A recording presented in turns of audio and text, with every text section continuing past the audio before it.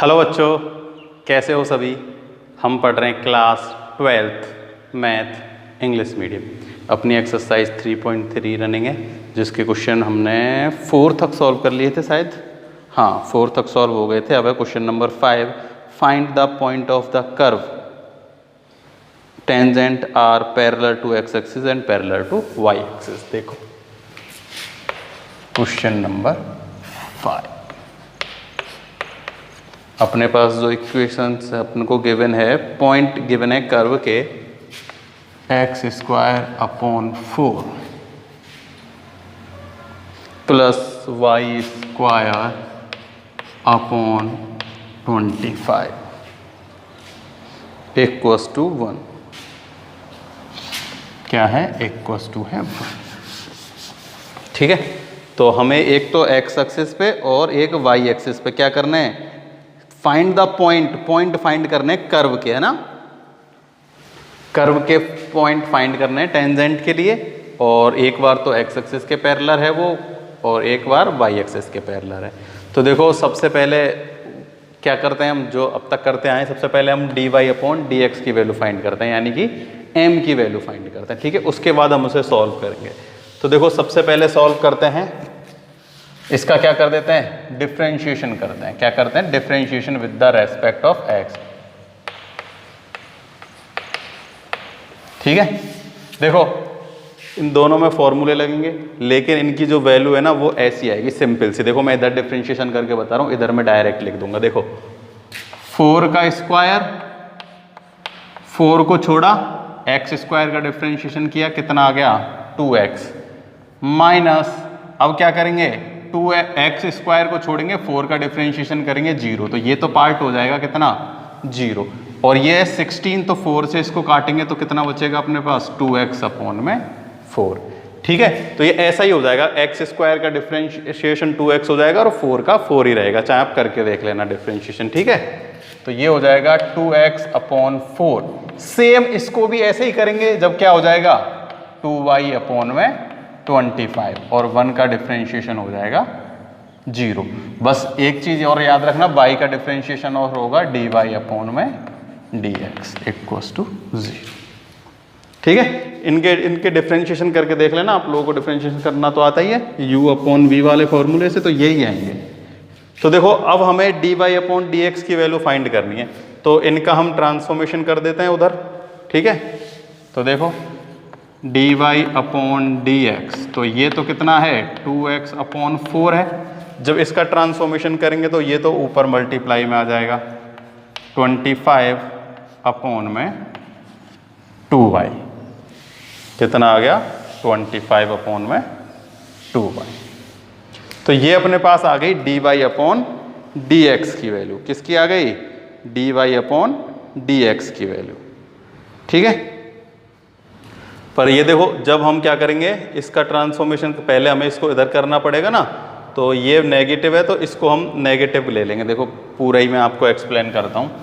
पहले क्या करते हैं, मैं इसको उधर भेज देता हूँ। ठीक है, देखो 2y अपॉन 25 dy अपॉन में dx इक्वल्स टू, ये हो जाएगा माइनस के 2x अपॉन में 4। ठीक है, पूरा ही कंप्लीट करते हैं। अब इसका ट्रांसफॉर्मेशन करते हैं उधर, तो dy upon dx equals to minus के 2x अपॉन 4 तो है ही, ये जब जाएगा तो मल्टीप्लाई में, है ना, ये तो कितना हो जाएगा 25 अपॉन में 2y, कितना होके जाएगा 25 अपॉन में 2y हो जाएगा। तो इसको हम जब सॉल्व करेंगे तो कितना आ जाएगा, देखो कुछ जो कैंसिल हो रहा है उसको कैंसिल कर देते हैं। देखो ये 2 से तो 2 कैंसिल हो गया, तो ये तो आ गया माइनस के 25x, और ये हो गया 4y। ये किसकी वैल्यू आ गई अपने पास, dy अपॉन dx की वैल्यू आ गई।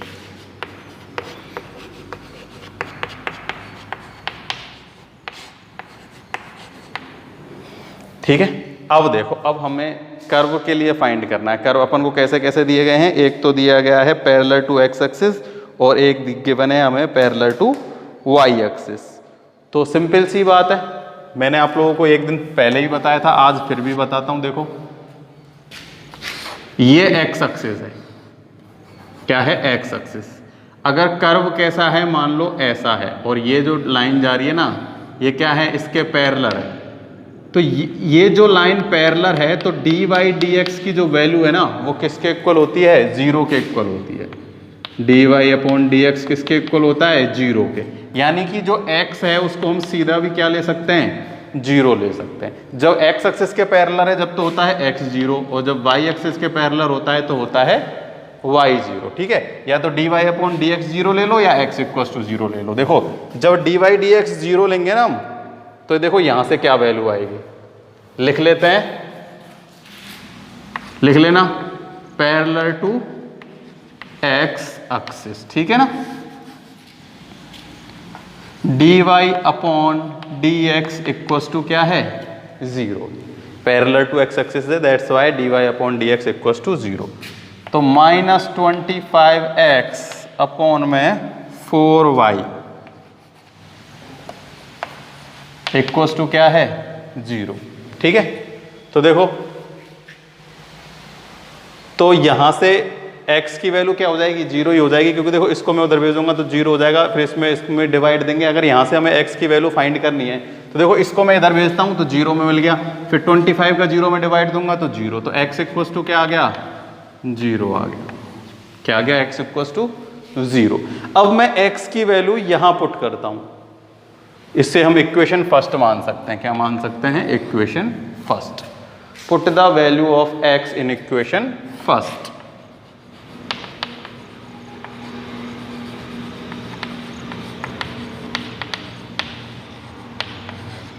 इन इक्वेशन फर्स्ट, क्लियर।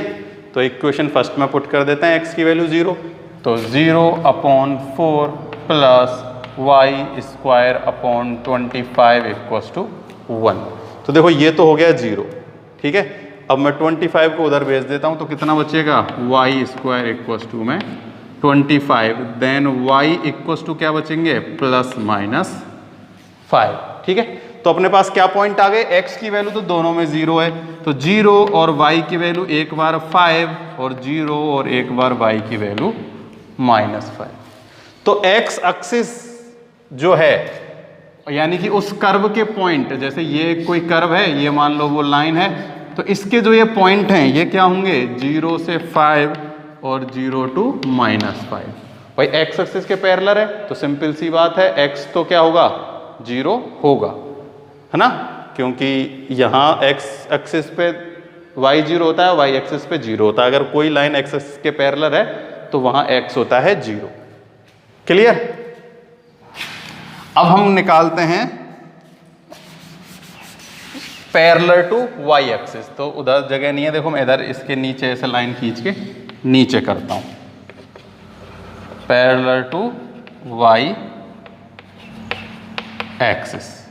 तो वही dy अपॉन डी एक्स है, तो मैं सीधा क्या लिख लेता हूं, y इक्वल टू 0। पहले x की वैल्यू निकाली थी ना, अब y एक्सिस है तो y की वैल्यू क्या पुट कर देते हैं, 0। तो y की वैल्यू यहां 0 पुट करो, तो देखो x square upon 4 plus 0 upon 25 equal to 1। तो ये तो हो गया कितना, 0। ठीक है, प्लस 0 इस उधर भेज देंगे तो -0, कोई फर्क नहीं पड़ेगा, मैं 4 को उधर भेज देता हूं। ठीक है, तो x स्क्वायर इक्वल टू आ गया 4, देन x की वैल्यू क्या आ गई, +2। जब y 0 है तो x की वैल्यू क्या है, 2 और y की वैल्यू 0, या फिर -2 और 0। ठीक है, तो अपने पास x एक्सिस पे जो पैरेलल है उसके पॉइंट हैं वो तो हैं 0 और 5 और 0 और -5, और जो y एक्सिस के पैरेलल है उसके हैं 2 और 0 और -2 और 0। तो ये हो गया अपना क्वेश्चन नंबर कौन सा, 5th कंप्लीट। आई ना समझ में।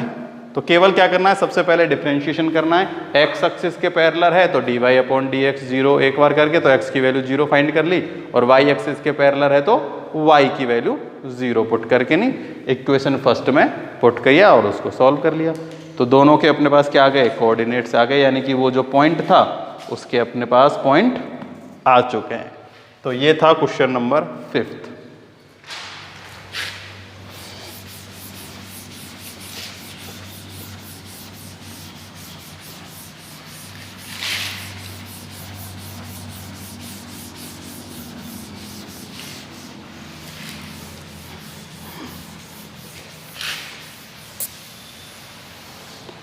Question number 6। तो जो क्वेश्चन नंबर 6 है वो है अपने पास find the equation of tangent to the curve. अब हमें क्या फाइंड करना है? इक्वेशन फाइंड करनी है किसके लिए? कर्व के लिए।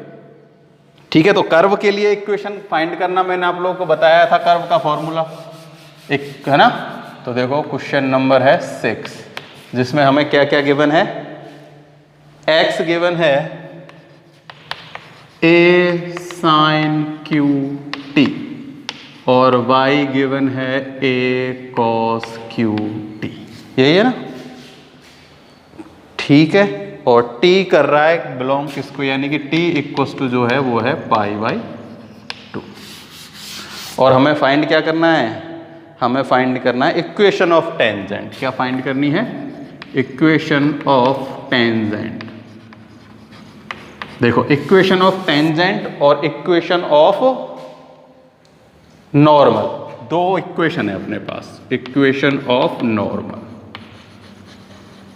इसमें तो हमें केवल इक्वेशन ऑफ टेंजेंट पूछे। तो देखो इक्वेशन ऑफ टेंजेंट जो होती है वो होती है y minus y one equals to m x minus x one. ठीक है, m क्या है? वही dy अपॉन डी एक्स है। चाहो तो यहाँ क्या लिख सकते हो? dy upon d x. ये जो इक्वेशन है ये तो है इक्वेशन ऑफ टेंजेंट। और अगर बात होती है इक्वेशन ऑफ नॉर्मल की तो हम वो कैसे निकालते? वो निकालते y minus y one equals to minus 1 upon d y upon d x x minus x one. थोड़ा सा चेंज होता है नॉर्मल ऑफ किसके? इक्वेशन ऑफ नॉर्मल में जो ये m है यानी कि d y upon d x है वो क्या आता है? माइनस 1 अपॉन एम आता है। क्या आता है? Minus 1 upon m. तो ये दो इक्वेशन आप लोगों को लर्न करनी है। ये तो है इक्वेशन ऑफ टेंजेंट और ये है इक्वेशन ऑफ नॉर्मल। तो अभी हम बात कर रहे हैं केवल इक्वेशन ऑफ टेंजेंट की। किसकी बात कर रहे हैं? Equation of tangent. तो देखो इक्वेशन ऑफ टेंजेंट फाइंड करने के लिए सबसे पहले हमें क्या चाहिए? D y upon d x चाहिए। क्या चाहिए? D y upon d x. तो देखो यहाँ x और y अलग अलग वैल्यू है और यहाँ अपने पास है t। तो हमने जो अपनी कौन सी इससे पहले 7 एक्सरसाइज थी ना उसमें सीखा था कि x और ऐसे y की अलग अलग वैल्यू और बाद में t गिवन है तो हम इसे t के रेस्पेक्ट में डिफरेंशिएशन करते हैं। तो देखो x dx अपॉन dt और dy अपॉन dt है, फिर dy अपॉन dt और dx अपॉन dt करके dy अपॉन dx निकाल लेते हैं, है ना। खूब सारे क्वेश्चन किए हैं ऐसे हमने। तो चलो फिर से करते हैं differentiation with respect of t। तो x होता है dx अपॉन में dt। इसका डिफरेंशिएशन करेंगे तो हो जाएगा a3 साइन स्क्वायर t और फिर साइन का होगा वो हो जाएगा cos t। क्लियर? अब करते हैं y का। तो dy अपॉन में dx ये हो जाएगा a3 cos स्क्वायर t और अब cos का करेंगे तो होता है माइनस साइन t। तो माइनस में आगे लगा देता हूं sign t।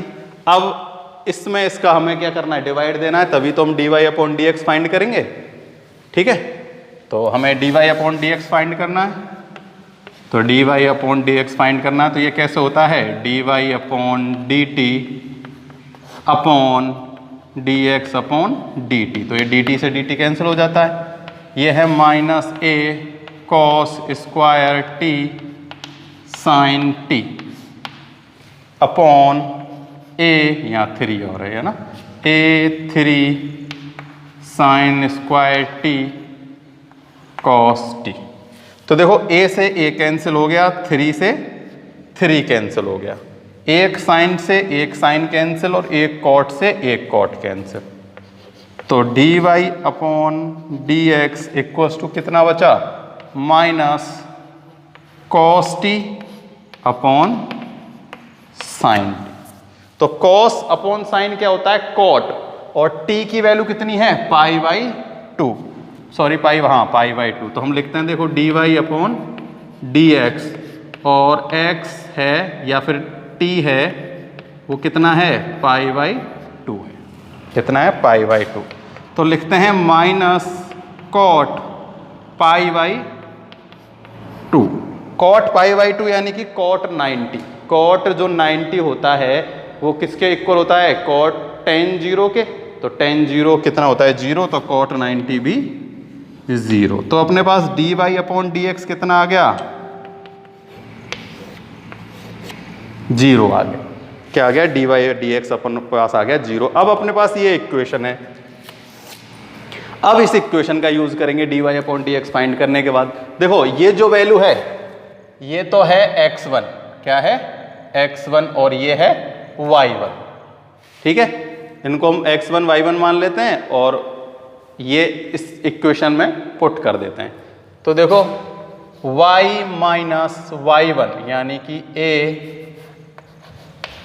cos qt equals to dy/dx है 0 x minus a sin qt, ठीक है। हमें तो इक्वेशन फाइंड करनी है। तो देखो ये तो हो गया 0, क्या हो गया 0, तो y, अब इसको मैं उधर भेज देता हूं a cos qt, क्लियर।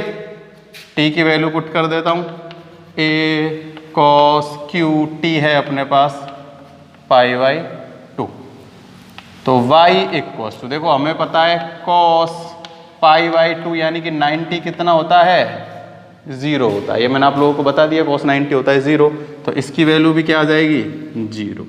तो अपनी जो इक्वेशन है वो क्या आ गई y इक्वल्स टू आ गई 0। तो इसमें वैसी कोई इक्वेशन नहीं बन के आई, सिंपल सी इक्वेशन आई है, y इक्वल्स टू क्या हो गया 0। और ये 0 हुआ मेन, तो देखो ये जो dy/dx अपना 0 आया है ना, तो इसलिए ये भी 0 हो गया, क्योंकि जो अपना t है वो क्या है π/2 के इक्वल है। तो cot π/2 भी 0 होता है और cos π/2 भी कितना होता है 0 होता है, ठीक है। तो इसी के साथ ही अपना क्वेश्चन नंबर जो 6 है वो कैसा हो चुका है, कंप्लीट हो चुका है। डिफरेंशिएशन करना है बस अच्छे से, dy/dx की वैल्यू फाइंड करनी है t की वैल्यू पुट करके, और फिर ये जो इक्वेशन है इसका याद रखना है। ये इक्वेशन आपको, ये थी इक्वेशन ऑफ टेंजेंट ना, और इक्वेशन ऑफ नॉर्मल भी मैंने आपको लिखाई है। अब नेक्स्ट जो क्वेश्चन है उसमें क्या करना है हमें, find the equation of the normal of the curve. अब हमें नॉर्मल के लिए इक्वेशन फाइंड करनी है उस वाले इक्वेशन से जो मैंने अभी लिखाई थी ना, उसको हम अब उसको करते हैं, ठीक है। तो जैसे जैसे कोई भी चीज आती जाएगी हम उसे बताते जाएंगे।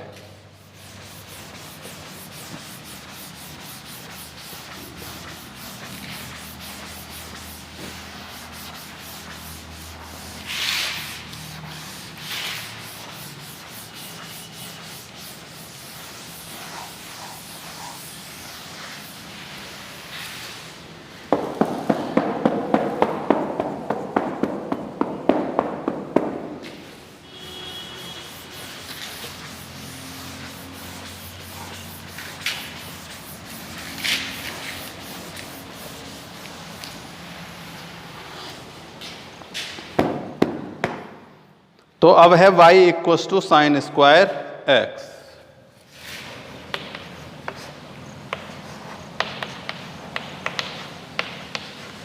y equals to sine square x at point x π/3 और 3/, ये हमें पॉइंट गिवन है π/3 और 3/4, यानी कि x और y, यानी x1 y1 की वैल्यू हमें ये गिवन है, ठीक है। तो हमें find the equation of normal, क्या फाइंड करनी है, इक्वेशन ऑफ नॉर्मल। तो आप लोग मैंने अभी अभी बताई थी क्या होती है, y minus y1 minus 1/m यानी dy/dx और x माइनस x1, ये है इक्वेशन ऑफ नॉर्मल। तो ये आपको लर्न करनी पड़ेंगी, ठीक है ना, equation of tangent and equation of normal. Differentiation करते हैं। देखो y का डिफरेंशिएशन, वो अब तो x है तो x के रेस्पेक्ट में ही होगा।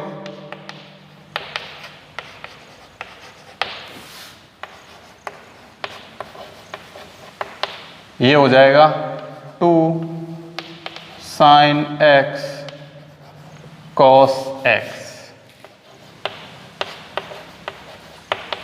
2 sin x cos x sin 2x, क्या होता है sin 2x। और x जो है, देखो ये तो है x और ये है y, ठीक है, या फिर x1 जो भी है उसमें तो हम x1 y1 मानेंगे। अब ये जो x की वैल्यू है ना, ये कितनी है, π/3। तो देखो dy अपॉन dx ऐसे लिख दिया करो ना, जो भी पुट करो ना ऐसे, x इक्वल्स टू π/3।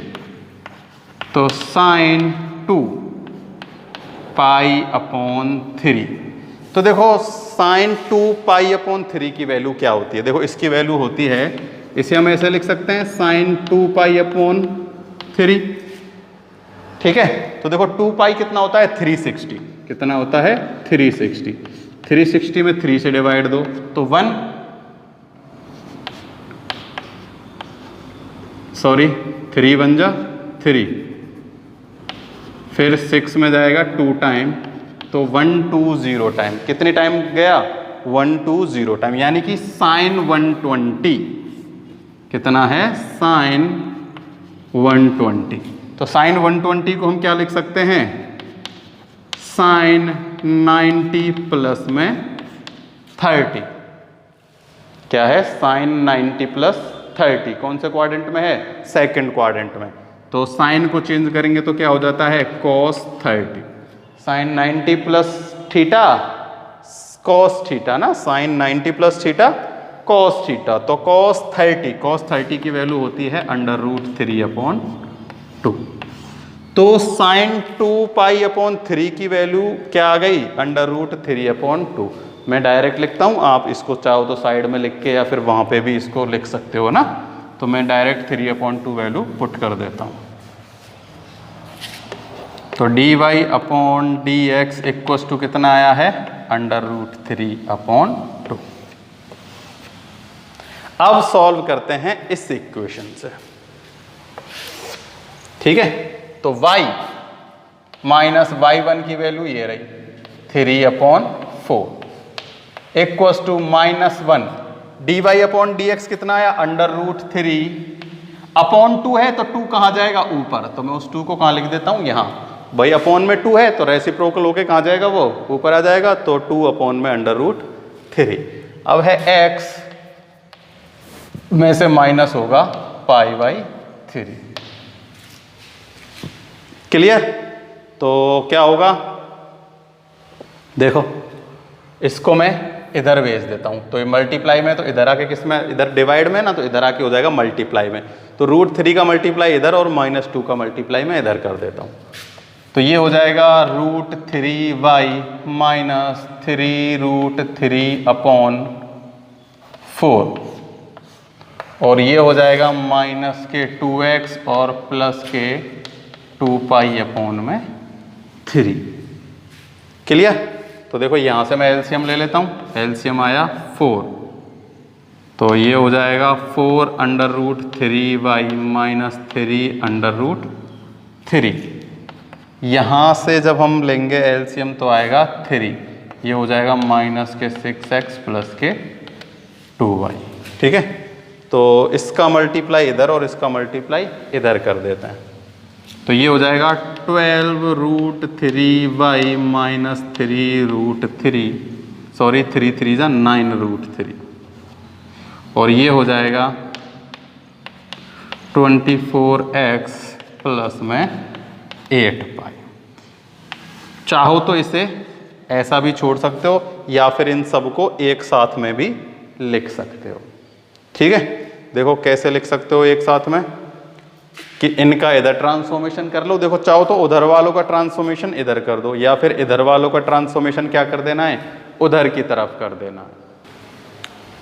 तो एक साथ देखो कैसे लिख सकते हो, इस 2 इनको हम इधर ट्रांसफॉर्मेशन कर लेते हैं। तो देखो 24x प्लस में 12√3y माइनस 9√3 और माइनस के 8π इक्वल्स टू 0। ये क्या आ जाएगी, इक्वेशंस आ जाएगी। तो देखो ये इक्वेशन अलग अलग आ सकती है, वो तो कैलकुलेशन के ऊपर है ना। और अगर कैलकुलेशन करोगे तो और थोड़ी सी चेंज हो जाएगी। तो ऐसे भी कर लोगे, इतना ही छोड़ दोगे ना तो भी कोई दिक्कत वाली बात नहीं है। ये क्या है, सही है अपने पास। ये क्या आ गया अपने पास, इक्वेशन ऑफ नॉर्मल। ठीक है ना। तो equation of tangent of equation of normal दोनों हम कैसे करेंगे वो हमने देख लिया है। अब जो क्वेश्चन नंबर 8 है ना, उसमें अपने पास 1 2 3 4 5 6 7 8 पार्ट हैं। कितने पार्ट हैं? 8। जिसमें हमें क्या करना है? Find the equation of tangent and normal to the given curve at in indicated point. तो हमें इक्वेशन ऑफ टेंजेंट भी फाइंड करनी है और इक्वेशन ऑफ क्या भी फाइंड करनी है? टेंजेंट और नॉर्मल दोनों की इक्वेशन फाइंड करनी है। ठीक है, तो इनके 8 पार्ट हैं। तो ट्राई करने की कोशिश करना कोई सा भी एक क्वेश्चन, जैसे फर्स्ट और सेकंड। ठीक है, सब कुछ सीख लिया है हमने कि कैसे हम करेंगे। सबसे पहले क्या करना है? डिफरेंशिएशन करना है। x की वैल्यू 3 है तो x की वैल्यू 3 पुट कर देना। उसके बाद अपने पास फॉर्मूला है ही, इक्वेशन ऑफ टेंजेंट का भी है, इक्वेशन ऑफ नॉर्मल का भी है। तो कराने को तो मैं इसमें से आज कुछ क्वेश्चन करा सकता हूँ, पर मैं देखना चाहता हूँ कि आप लोग इसमें से कुछ क्वेश्चन कर सकते हो या नहीं, कुछ समझ में आया है या नहीं। तो कुछ भी क्वेश्चन करके देखना, मैं वो नहीं कह रहा सारे करो, फर्स्ट और सेकंड ही करके देख लेना और मेरे को ज़रूर बताना कमेंट बॉक्स में कि वो हुए हैं या नहीं हुए। नहीं हुए तो ये सारे के सारे क्वेश्चन हम नेक्स्ट वीडियो में 100% कर ही लेंगे। ठीक है ना, तो बताना मेरे को कमेंट करके। आज के लिए केवल इतना ही है। थैंक यू, है ना। अब आपको संडे की छुट्टी मिलेगी तो ट्राई करना जितने भी क्वेश्चन हो सके और मेरे को ज़रूर संडे के दिन करके कमेंट बॉक्स में बता देना कि 8 क्वेश्चन के आपने कितने क्वेश्चन सॉल्व कर लिए। ठीक है।